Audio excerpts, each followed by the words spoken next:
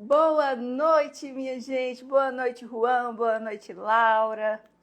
Boa noite, galera. Boa noite, Igor, Dayana, Maria Eduarda. Gente, estou muito feliz de estar aqui hoje com vocês. Mais uma quinta-feira, pontualmente às 8h07 da noite, como toda quinta.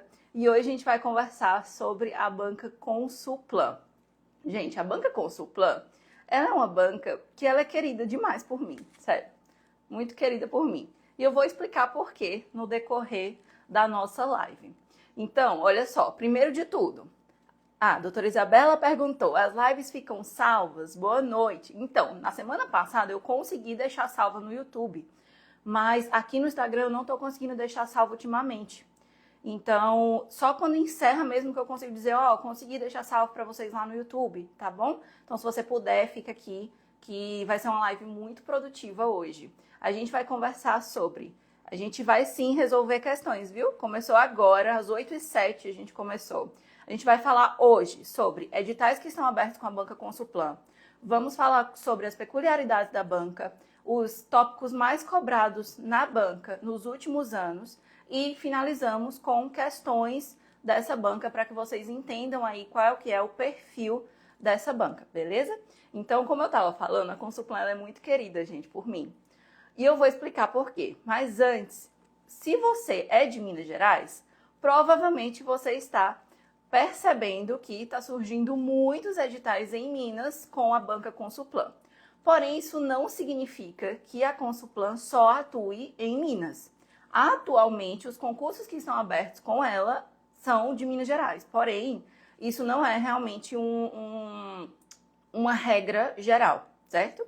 Então, peraí, deixa eu ver. Você pode me dar uma doença que não está vinculado? Quem tiver dúvida, sem ser sobre a Consulplan, pode mandar mensagem para mim no direct, que eu respondo vocês assim que acabar a live, tá bom? Pra gente não desconcentrar por aqui. Então, gente, olha, a Consulplan, ela atua no Brasil inteiro, certo? Ela não atua só em Minas Gerais. A gente tem bancas que atuam restritamente em algum edital, ou em algum estado, ou em alguma região. E temos bancas que atuam no Brasil todo. Exemplo, banca CPCom, ela vai atuar apenas ali no estado da Paraíba. VUNESP vai atuar ali no estado de São Paulo. Objetiva já passa para uma região um pouco macro, ali para a região sul, assim como Fundatec também, que é da região sul. E a gente tem bancas que atuam não só em certos estados, não só em certa região, como também no Brasil inteiro, certo? A Consulplan tem redação? Depende do edital, sempre depende do edital. Não é regra da banca em si cobrar ou não a redação. Vai depender muito. Nos últimos editais não foi cobrada a redação. Então aí já dá uma tranquilizada no coração, porque nem todo mundo, né, consegue aí fazer uma boa redação, porque é coisa que a gente não está muito habituado, né?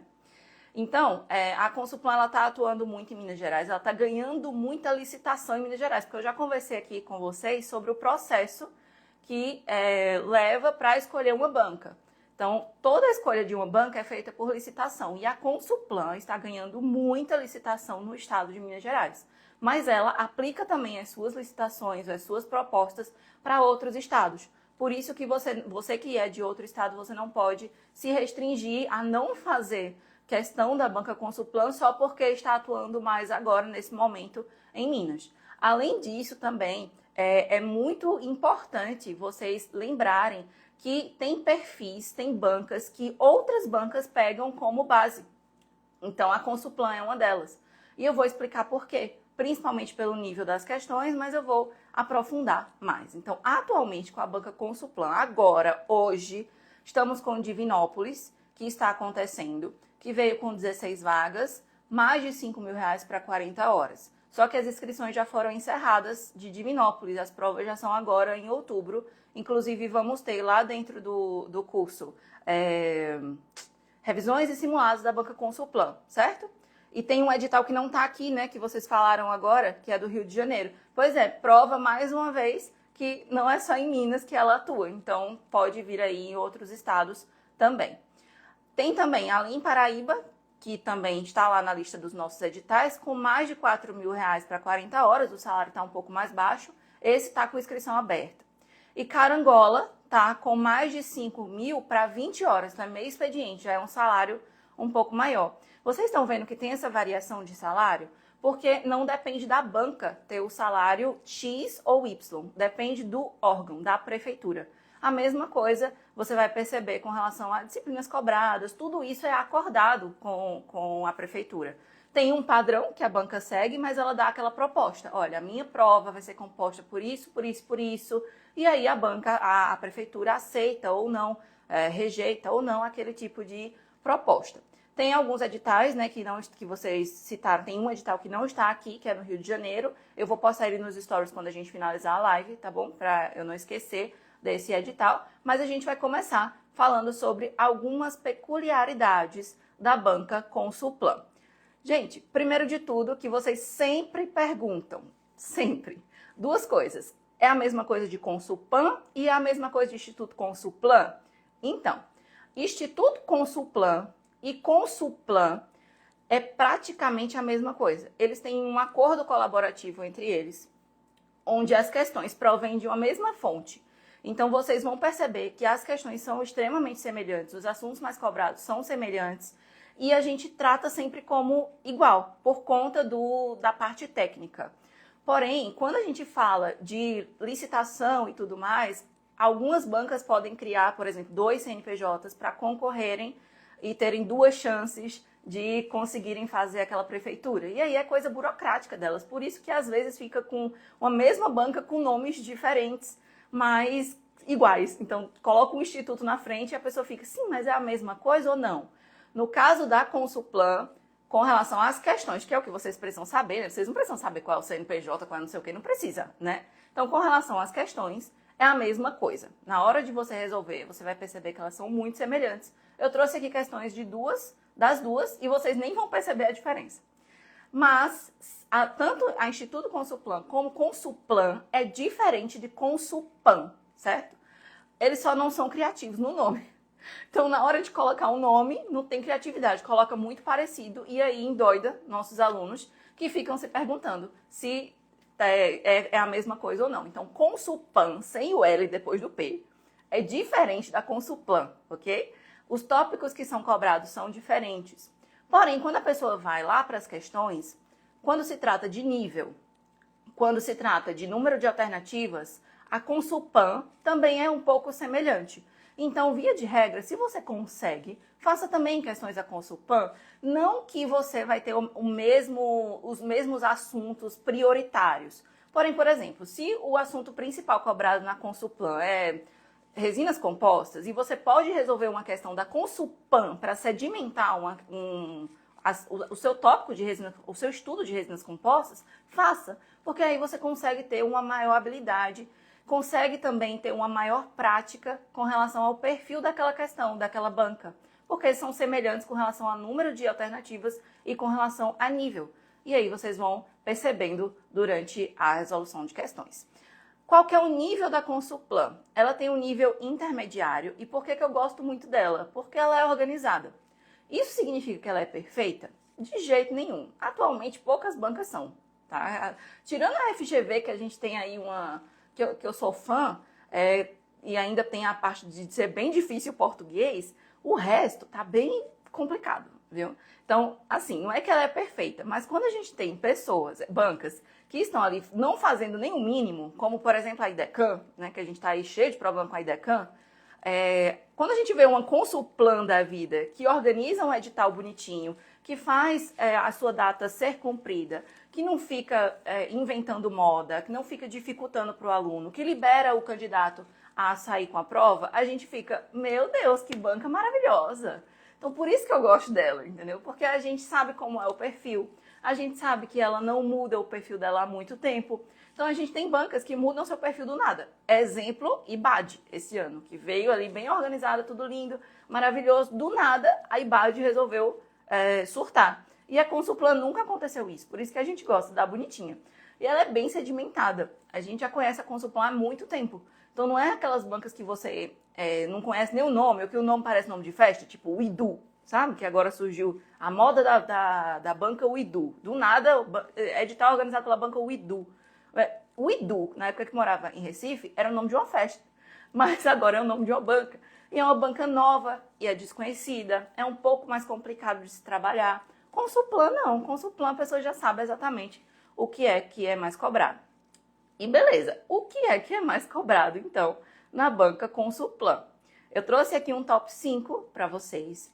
Primeiro de tudo, as resinas compostas. Eu trouxe questão sobre resinas compostas aqui para a gente resolver hoje, para que vocês entendam como que pode ser cobrado. Cariologia, em segundo lugar.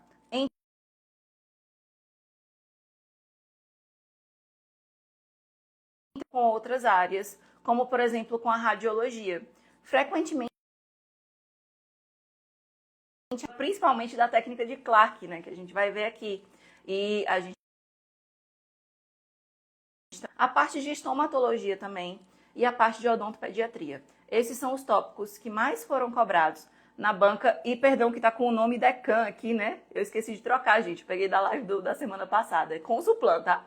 Na banca Consulplan são esses cinco tópicos, esses 5 assuntos, ok? E, gente, quanto tempo mais ou menos você precisa estudar para que você consiga bater um edital completo aí da Consulplan? Olha, não tem um padrão, porque tudo vai depender daquele edital em específico. Mas eu trouxe esse exemplo da aluna Natália, que ela estudou menos de 3 meses e ela conseguiu bater o edital direitinho da Consulplan e foi aprovada em Pouso Alegre, que foi em abril desse ano, né? Então, assim, não é uma banca tão fácil. Por exemplo, uma questão que vai vir numa banca meio michuruca, pode vir bem fácil, assim. Qual que é a anotação dentária do incisivo central, do incisivo lateral inferior direito? Aí todo mundo, né, sabe, né? Enfim, só um minutinho. Caroline perguntou, no caso, o edital de Divinópolis nem tem endo. Ainda assim, acho importante dar uma atenção? Se o edital não veio com endo e ele cobrar endo, você precisa entrar com recurso. Porque não tem como você estudar endo se não tinha no edital, entendeu? Então, por mais que seja, é porque eu sempre falo isso, né? É um padrão, segue ali um padrão. Veio com endo em toda edital, cobrou mais endo em toda edital. Veio um que não foi cobrado endo, deixa endo pra lá, esquece endo, porque ela não pode. Não pode mesmo, você precisa entrar com recurso, entendeu? Não é válido. Nem se estressa com isso. Agora, por exemplo, tá lá radiologia, certo? Radiologia. E dentro da radiologia, você precisa saber qual que é a técnica que é mais utilizada em endodontia, como eu falei, aí é outra história, que é a técnica de Clark. Mas diagnóstico em endo, técnica endodôntica em si, isso aí não pode ser cobrado, certo? E aí, olha só, em torno mais ou menos de 3 meses você pode levar para conseguir bater um edital completo da banca Consulplan. Mas, com relação às questões, enquanto vem aquelas bancas michuruquinhas que cobram um negócio bem que qualquer pessoa consegue resolver, a Consulplan não é assim. A Consulplan você precisa estudar.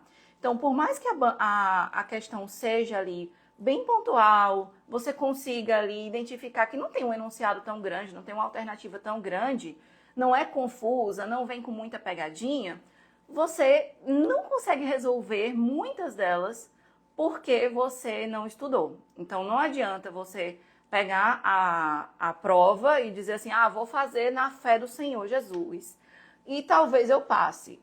Não consegue. Na Consulplan, não. Então, você precisa saber que você precisa estudar para essa banca, porque ela é de nível intermediário. Todas as questões vão ser de nível intermediário? Não. Sempre, mesmo a banca sendo de nível intermediário para difícil, vai ter alguma que vai ser muito fácil.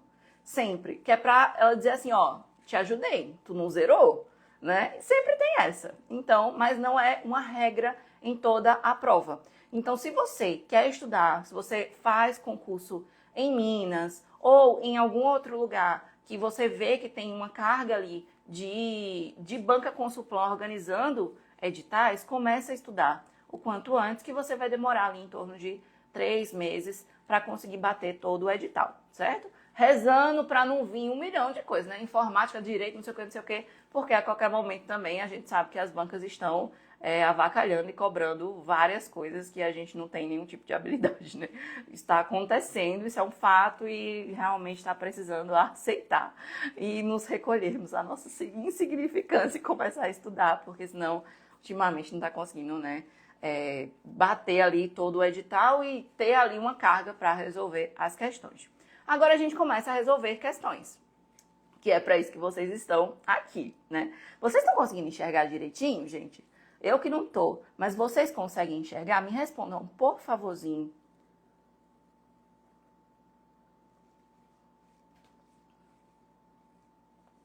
Se vocês não estiverem conseguindo, vocês me avisam, tá bom? Mas eu vou ler o enunciado completo, que aí vocês conseguem ouvir minha voz caso vocês não estejam vendo, tá bom? Na doença cárie, essa questão aqui foi da prova de Pouso Alegre, que a aluna passou. Na doença cárie, a fermentação de carboidratos no metabolismo anaeróbico das bactérias resulta na produção de ácidos, principalmente o lático. Após o consumo do açúcar, o pH do biofilme começa a voltar ao normal, até atingir os seus valores basais. Toda vez que se consome algum carboidrato, esse processo se repete. A cada ataque ácido, o pH permanece 15 a 20 minutos abaixo do pH crítico. Assinale a seguir o valor do pH crítico na ausência de flúor, o que equivale a dizer abaixo do qual ocorre a desmineralização do esmalte. A gente tem ali, como vocês já sabem, uma escala de pH, certo? Então, digamos que a gente chegou num patamar ali de 5,5, que o pH crítico seja 5,5. Abaixo de 5,5 vai ocorrer desmineralização. É isso que ele quer saber. Mas não é 5,5, eu estou exemplificando.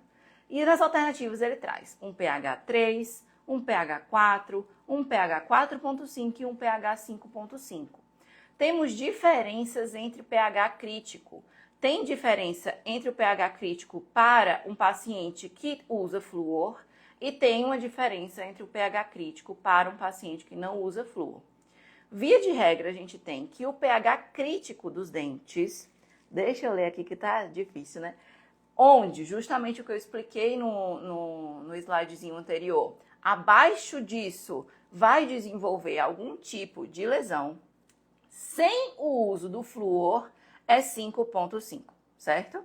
5,5 no esmalte e 6,5 na dentina. Já com o uso do flúor, é 4,5 no esmalte e 5,5 na dentina.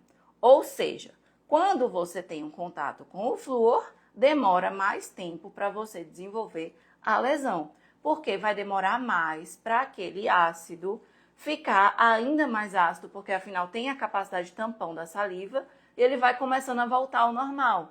Então, vai voltando ao normal, tranquilamente. Logo, logo está no normal e não desenvolveu a lesão, que é justamente o processo DESRE. Agora, se ele chega muito abaixo daquele pH, a gente sabe que vai desenvolver a lesão. Então, nós temos essa regrinha. Se o paciente não faz uso de flúor, abaixo de 5,5 para o esmalte, ele vai desenvolver cárie, uma lesão, né? Abaixo de 6,5 para a dentina, ele vai desenvolver uma lesão. Se ele utiliza flúor, aí ele vai baixar um pouco, né? Vai precisar de mais tempo para chegar em mais ácido. Então, vai ser 4,5 para o esmalte e 5,5 para a dentina. E aí a gente retorna para a nossa questão, deixa eu achar aqui o slide, e aí ele pergunta, né, na ausência de flúor, ou seja, o paciente não usa flúor, ele não traz de jeito nenhum se é no esmalte ou se é na dentina, mas você consegue perceber que ele está perguntando uma coisa básica, que é na ausência de flúor, ou seja, o paciente não usa flúor, qual que é? Quando o paciente não usa flúor, ou vai ser no esmalte 5,5 ou vai ser na dentina 6,5, certo? Tem 6,5 nas alternativas? Não. Então, é 5,5. Tapiei vocês para vocês ficarem na questão para a gente resolver junto. 5,5 é o pH crítico porque está falando da ausência de flúor. Entenderam? Então, assim, se você não sabe isso, se você não sabe tópicos básicos sobre a Consulplan, fica difícil você resolver a questão, não é? E aí você percebeu que aquela questão ali, ela foi bem sucinta. Ela veio com um enunciado tranquilo e a alternativa bem papum, não é? Bem papunzão mesmo. Isso não se repete na maioria das vezes, tá? Então a gente tem aí uma diferença entre algumas questões. Vocês vão perceber que tem muitas questões que são mais assim, qual que tá verdadeira, qual que tá falsa, se é 1 e 2, se é 2 e 3, ou se é F e FV, se é V, VF. Então tem vários modos da Consulplan vir em suas questões, beleza? Então vamos aqui para essa questão de radiologia. Eu vou me aproximar aqui da tela, vocês vão ver minha cara bem pertinho, que é para eu conseguir ler, porque é uma questão grande, eu precisava fazer caber aqui no slide. Diz assim: apesar da existência de métodos de diagnóstico por esmalte por esmalte foi lasca, né? Por imagem mais recentes e inovadoras, o exame radiográfico convencional ainda é o mais utilizado na prática odontológica. Entretanto, a radiografia convencional limita-se a fornecer uma imagem bidimensional de uma estrutura tridimensional.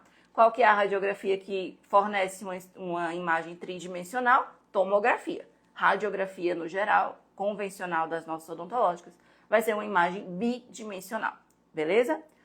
Outro fator inerente ao exame radiográfico é a sobreposição indesejável das imagens radiográficas das estruturas contíguas. Alguns métodos radiográficos de localização foram criados para auxiliar na resolução de tais inconvenientes. Em relação aos métodos radiográficos de localização, analise as afirmativas a seguir. Quais que são os métodos de localização radiográfica? Método de Parma, método de Donovan, método de Lemaster, o próprio Clark, né, a própria técnica de Clark.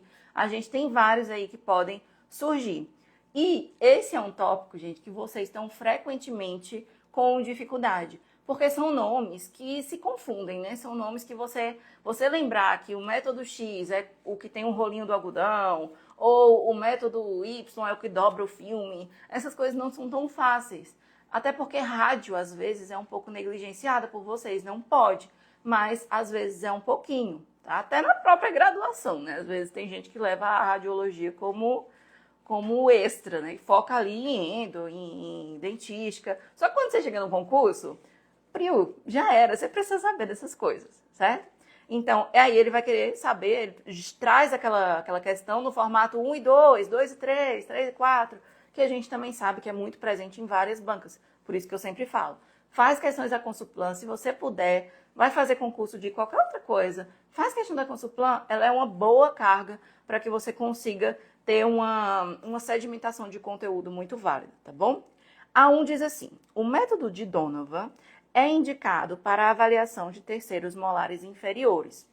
Tá verdadeiro, gente. O método de Donovan, ele é quando o método de Milley-Winter não funcionou.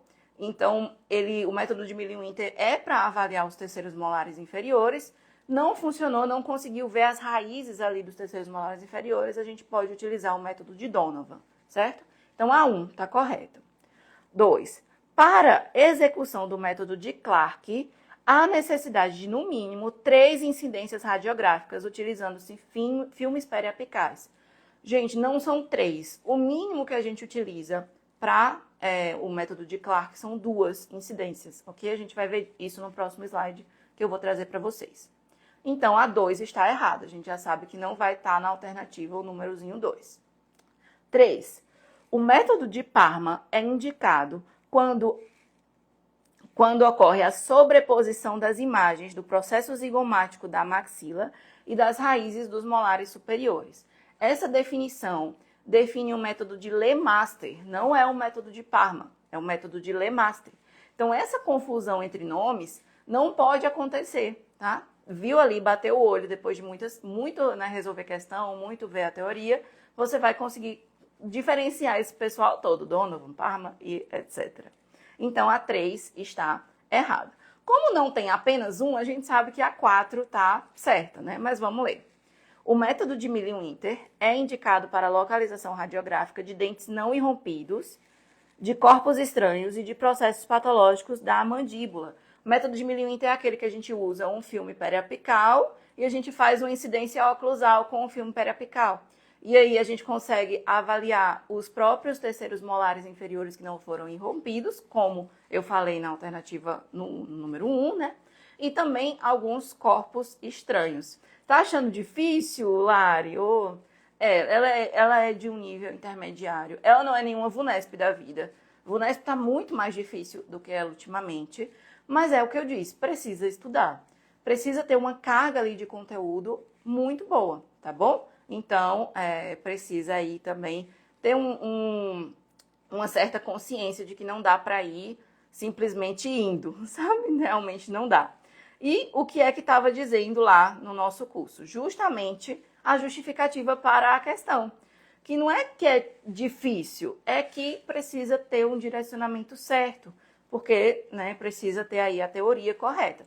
Se você estuda por livro, você vai pegar um livro deste tamanho de radiologia, vai estudar 1 milhão de coisas e não vai focar no que cai. Se você tem um curso, aí já é diferente, certo? E aí está dizendo justamente que o método LeMaster utiliza uma radiografia periapical, que é o que ele chamou de Parma lá na outra questão, né? Com um rolete de algodão. E o LeMaster é justamente esse, que você amarra ali, passa uma fita com um roletezinho de algodão, para que não haja a sobreposição de estruturas, certo? E o método de Clark estava dizendo claramente lá no curso que consistia em 2 tomadas radiográficas. Não são 3. Existem 3 incidências que você pode fazer, mas via de regra você faz 2 no mínimo, ok? Então, isso estava bem descrito, tranquilinho para quem estudou, tranquilinho para quem viu esse tópico lá no nosso curso. Próxima, e aqui eu trago que às vezes você consegue resolver algumas questões que são aquelas, sabe? Que tipo assim, é pra tu não zerar a prova? Vai, resolve aí essa aí pra tu, sabe? Enfim, não precisa estudar não, resolve, tu consegue. É bem isso. Eu trouxe uma questão de nível fácil. É fácil, é tranquila. Principalmente para quem estuda. Não é tão fácil como uma banca michuruca, mas, afinal, a Consulplan é a Consulplan, né? Mas dá para se resolver se você for principalmente por eliminação. Vamos lá. Aqui eu trago uma dica especial que é: presta atenção em termos excludentes. Então, quando a questão vier, eu vi falando isso, em toda banca isso acontece. Quando a questão vier apenas, exclusivamente, somente, presta atenção. Sempre presta atenção. Liga o alerta. Isso significa que vai estar automaticamente errada? Não. Mas liga o alerta, porque tem grande chance de estar errada. Porém, você precisa ler e saber o conteúdo, né, também, para ter discernimento. Não é simplesmente, puf, tá? Mas sabendo que você precisa ligar o alerta, porque tem a presença de um termo excludente, e a gente vai ver isso nessa questão. E diz assim: em relação a herpes simples, marque verdadeiro para as afirmativas verdadeiras e F para as falsas. E diz assim: a infecção primária, quando ocorre, sempre desenvolve lesões clínicas detectáveis. E aí, gente, agora eu quero saber de vocês.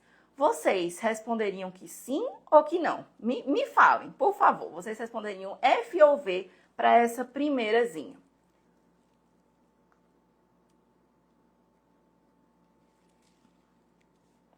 Alguém se arrisca? Primeira. Vou lendo a segunda e vocês me avisam da primeira. A recidiva denominada estomatite herpética recorrente. Como ela respondeu o que eu falei do cuidado com o termo excludente? Nem sempre vai ter lesão clínica detectável na infecção primária, ok? Então, o termo excludente sempre faz você ligar o alerta e pensar. Pensa melhor, sabe? Já na segunda, a gente consegue saber que sim, que está verdadeira. A recidiva pode afetar a mucosa intraoral, sendo denominada estomatite herpética recorrente, tá? Com recidiva, tá? Então, é recorrente. Verdadeiro. E aí a gente tem FV, né? F na primeira, V na segunda. E agora para a terceira. As lesões da gengivostomatite herpética primária ocorrem exclusivamente, viu o termo? Liga o alerta. exclusivamente na mucosa bucal móvel, poupando a mucosa aderida. E não, a gente sabe que a gente tem presença de lesão, pode ter presença de lesão também numa gengiva, que está ali numa mucosa mais aderida, numa gengiva inserida, tá? Tranquilamente, pode ter sim. Então, a gente já ligou o alerta, percebeu, consegue detectar que é falso. E agora a gente tem a exceção, que a gente sabe que a gente tem que ter o conhecimento para poder pelo menos essa aí responder. Então, você respondeu todas as três, você já conseguiria responder as alternativas inteiras, né? Porque a gente consegue ver que a letra B, né? F, V, F. Então, sobra ali a verdadeira. Mas se você não sabe as outras, você precisa se garantir em alguma coisa, né? Então, não dá para se garantir apenas no termo excludente. O termo excludente é para você se ligar. A última diz assim: um diagnóstico seguro pode ser realizado apenas é um termo excludente, mas apenas pelo exame clínico e uma anamnese detalhada. E sim, precisa de exame radiográfico, gente, para você fazer um diagnóstico de uma herpes? Não precisa, só com uma anamnese. Você fazendo uma boa entrevista, você fazendo um bom exame clínico, você consegue bater o olho e dizer, isso aqui é herpes, tranquilamente, entendeu? Então, está verdadeira. Resposta letra B, FV, FV. Show? Vamos para a próxima questão. E aí, essa aqui vocês acharam difícil também? Vocês acharam fácil? Como que é? Tranquila, tá? Continua difícil as questões da Consulplan? Vocês continuam traumatizados com a Consulplan? Oh, meu Deus, dá uma dó. Porque realmente, gente, tem bancas que a gente precisa de uma sedimentação de conteúdo um pouco melhor. Não adianta só ir, banda voou, sabe? Isso não existe mais, a concorrência tá pesada, a situação da nossa profissão tá complicada.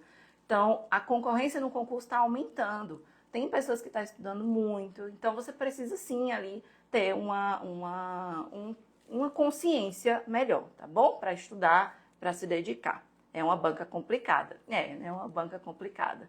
Não é, como eu falei, não é nenhuma VUNESP, não é nenhum nível Forças Armadas, Exército, Marinha, mas você precisa estudar, tá bom? Então, assim, vamos lá. Próxima. Os adesivos dentinários presentes no mercado podem ser classificados quanto ao número de etapas para aplicação. Alguns são de 3 etapas, que é o condicionamento ácido, o primer e depois o adesivo, e outros são de 2 etapas, que tem um condicionamento ácido e primer mais barra adesivo. E aí tem as suas formas, né, de vir cobrando aí se é condicionamento ácido com primer ou primer com adesivo, com condicionamento ácido e primer tudo junto. Tem várias formas, tá? Entretanto, alguns componentes estão presentes em ambos. Refere-se a um exemplo de um monômero hidrofílico. E aí, minha gente? Difícil, né? É difícil. Principalmente quando me vem uma questão e traz o nome completo do monômero. Não colocou BGMA, não colocou o DMA. Não, colocou uretano de metacrilato, trietileno glicol de metacrilato. Aí o aluno bate o olho, principalmente o aluno que não está habilitado a resolver questões como essa, bate o olho e diz, que diabo é isso aqui? Estão falando grego aqui comigo. Não, eu vou me embora, não vou responder não, vou fechar a minha prova, der 1 hora, que é o limite, eu vou me embora, vou desistir. Não desiste, é só realmente para assustar. Você pega o nome e lembra da sigla. Então tem o DMA, que é o uretano de metacrilato, o EMA, que é o hidroxietil metacrilato, o TEG-DMA, trietileno glicol de metacrilato, e o BGMA, bisfenol A gliceril de metacrilato. Isso é nomes que até eu fico travando a língua, tá bom? Mas acontece. E aí, gente, o que é que vocês precisavam lembrar para responder essa questão? Não é uma questão fácil, tá? Não é mesmo uma questão fácil. Vocês precisavam lembrar de um tópico importante. Qual que é o tópico importante? Primeiro que ele quer saber o monômero hidrofílico, certo? Qual que é o componente que vai ter monômeros hidrofílicos? É o primer, certo? O adesivo vai ter ali componentes hidrófobos. Então, o primer vem com os hidrofílicos e o adesivo vem com os hidrofóbicos no geral. E qual que é o principal componente do primer que é hidrofílico? É o EMA, que é justamente o que está falando aqui. Monômero mais comum na composição dos primers, EMA. Então aí você precisava fazer uma interpretação e dizer, ó, ele quer o hidrofílico, então ele está falando do primer. No primer tem o ema, que é o principal. Então, aí eu vou procurar qual é o nome do ema na bendita da questão que ele trouxe ali 1 milhão de coisas, né? 1 milhão de nomes horríveis.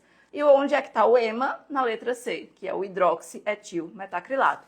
Ah, eu não lembro desse nome, não vou lembrar desse nome. Vai pela sigla, menina, porque o U é o DMA. O H é ema.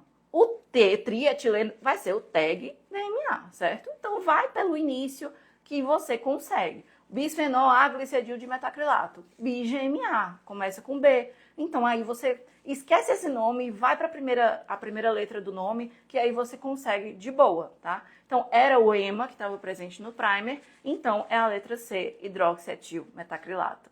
E aí, minha gente, essa foi difícil. Essa eu admito para vocês que foi difícil, sim. É meu assunto e eu sei que foi difícil. Mais uma agora de resinas compostas, que não está ali inserida diretamente na parte dos adesivos, tá? Mas que lembra que como os adesivos também são resinas e o principal assunto mais cobrado são as resinas compostas, os adesivos também podem ali estar presentes nas questões bastante da Consulplan, tá bom? Então, a próxima. Consulplan 2022. Em algumas situações clínicas, no segmento posterior, deve-se empregar resinas compostas diretas para a confecção de núcleos de preenchimento, visando a recuperação da parte coronária para posterior preparo cavitário. Considerando os tipos de resina composta direta em relação às partículas, assinale o tipo que exibe menor resistência mecânica para a situação clínica descrita anteriormente, que é o que? Uma resina que vai estar ali em contato com as posteriores, né? Os dentes posteriores, cargas oclusais. Então, você precisa saber que tem resina que não é indicada para essa área por conta da sua baixa resistência mecânica. Ele traz as híbridas, as microhíbridas, as nanoparticuladas, as microparticuladas e as macroparticuladas. Eu joguei essa questão para vocês lá no canal Editais e Notícias e teve muita gente que errou. Então, presta bem atenção aqui na explicação para que você não erre mais. De jeito nenhum, nunca mais, tá bom? As resinas microparticuladas, gente, ela tem, assim, uma capacidade muito boa de polimento. É uma vantagem dela essa capacidade de polimento. Só que ela tem um defeito. Qual que é esse defeito? A gente tem, nas resinas compostas, 3 componentes, certo? Que é a matriz orgânica, a carga inorgânica e o agente de união, que geralmente é o silano, certo? E aí, elas não se aderem entre si. A carga inorgânica e a matriz orgânica, elas precisam do silano para se aderir, beleza? Só que nas microparticuladas tem um defeitinho de que essa adesão entre elas não é tão boa. Então, acaba que tem um desprendimento, tem um descolamento de partículas quando essas resinas são submetidas a cargas oclusais, por conta dessa dificuldade na união entre esses 3 componentes da resina microparticulada. Então, quando a gente fala de áreas com grande solicitação mecânica, onde vai ter ali uma carga oclusal o tempo inteiro naquela bendita daquela resina, vai favorecer o desprendimento de partículas e, consequentemente, um desgaste, entenderam? Por isso que a resistência mecânica dessas resinas é mais baixa, não sendo tão indicado. Muita gente acertou essa questão, fiquei muito feliz, mas muita gente errou também. Então, falaram várias outras coisas, mas quando a gente fala de realmente resinas que não são tão boas para cargas oclusais, é a microparticulada por conta disso, por conta dessa falta de união que causa ali um desprendimento das partículas, principalmente quando está falando de alguma coisa que está ali batendo o tempo todo, né? Que é no caso da carga oclusal. E aí, minha gente? Né? Pancada, né? Tem que estudar, porque realmente não dá para ir para uma prova da Consulplan sem estudar. A gente vai ter revisão e simulado da Consulplan para quem vai fazer Divinópolis lá dentro do curso. E quando terminar a live, vocês me avisem. Quem for fazer Divinópolis, me avisa se quer que eu abra o simulado, pelo menos o simulado para o público geral, para que você consiga aí ter acesso ao simulado em si e a correção também desse simulado, tá bom? que aí a gente consegue ajudar vocês. Só com a correção mesmo, vocês conseguem já ver algumas coisas sobre essa banca. Então, quando acabar a live, mandem para mim mensagens. Pode mandar só uma palavra. Manda Consulplan para mim, que eu vou saber quantas pessoas querem, quantas pessoas que não são alunas, né, querem esse simulado aberto para vocês. Quem é aluno não precisa mandar, gente. Vocês têm acesso a tudo, né? A gente faz qualquer coisa, a gente bota lá para vocês, então nem se preocupa com relação a isso, beleza? Então, vocês já falam lá comigo. Gente, próxima semana, qual que vai ser? O que acontece? Vou realizar um sonho na próxima semana. Vou para um evento, um show que eu tô rezando pela presença desse homem aqui no Brasil desde que eu sou adolescente praticamente, muito mais jovem, que é o Ed Sheeran. E ele vai tocar no Rock in Rio e eu vou pro bendito do show. E vai ser bem na quinta-feira. Então, obviamente que para vocês não se prejudicarem, eu e os outros professores também determinamos aí o que a gente vai fazer na quinta-feira para vocês, né? Porque toda quinta a gente está aqui. Então, tinha a opção de vir outro professor aqui da live para vocês, só que mesmo assim eu precisava estar aqui recebendo esse professor, né? E convidando e tal, chamando. Então, o que a gente optou?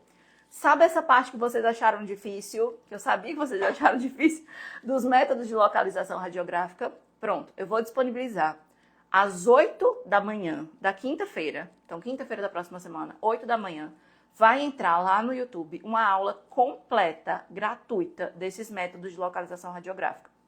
Então, vocês vão ter acesso não só a coisas pontuaisinhas, por exemplo, o Parma é isso, o Lemasse é isso, não. A técnica completa, tudo, a aula inteira, que é aula como a gente faz para o nosso curso, a aula completona, com questões e tudo no final, tá? Sobre os métodos de localização radiográfica. Então, se você achou difícil, se você acha que pode cair na sua prova, se você vai fazer questão da Consulplan ou não, porque isso aqui está dentro de todas as outras bancas, dentro de radiologia, participa, assiste.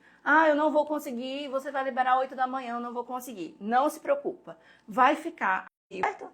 Enquanto durar os stories, vai estar ativo lá a aula para vocês. Então, durante 24 horas, você vai conseguir assistir. Como você está aqui, você já sabe que é um compromisso estar aqui toda quinta-feira, 8 e 7. Marca na tua agenda, 8 e 7, não vai estar ao vivo aqui, mas 8 e 7 no YouTube eu vou entrar e vou assistir a aula da professora, porque vai sair. Depois que sair, vai ficar só para quem é aluno, então não perde essa oportunidade, tá bom? Eu vou botar uma aula completona lá para vocês. Então, não só você que vai fazer prova da Consulplan, como você que faz concurso no geral, já agenda lá para assistir a aula junto comigo, tá bom? Sou aluno pró, super indico. Orlando, muito obrigado, Orlando, muito obrigada. A gente está sempre se dedicando muito a vocês. Agora, eu e a professora Michelle vamos assumir a disciplina de radiologia. Eu sempre gostei de radiologia, mas a falta de tempo não me deixava pegar outras disciplinas, né? Fora as que eu já ministro lá dentro do pró, lá dentro do curso no geral. E agora eu tô com mais um tempinho, a professora Michelle topou me ajudar, e aí a gente já formulou tudo. Em outubro a gente vai chegar com a disciplina de radiologia. A Tânia perguntou qual que era a resposta daquela questão. De qual questão, Tânia? Qualquer coisa, você pode falar, tá bom? Que qualquer coisa, se você demorar e fechar a live antes, você fala comigo no direct, que eu vou estar online, tá bom? Pela próxima 1 hora, 45 minutos, eu vou estar online respondendo vocês e a dúvida de vocês, tá bom? E aí eu falo das resinas microparticuladas, tá bom? Essa era a resposta. E aí, se você tiver dúvida, eu explico por quê lá no direct, tá bom? Pra você? É isso, gente. Muito, muito, muito obrigada pela presença de vocês. E na próxima quinta eu espero todos vocês agendando para assistir a aula de métodos de localização radiográfica, tá bom? Um beijo, gente. Tchau, tchau.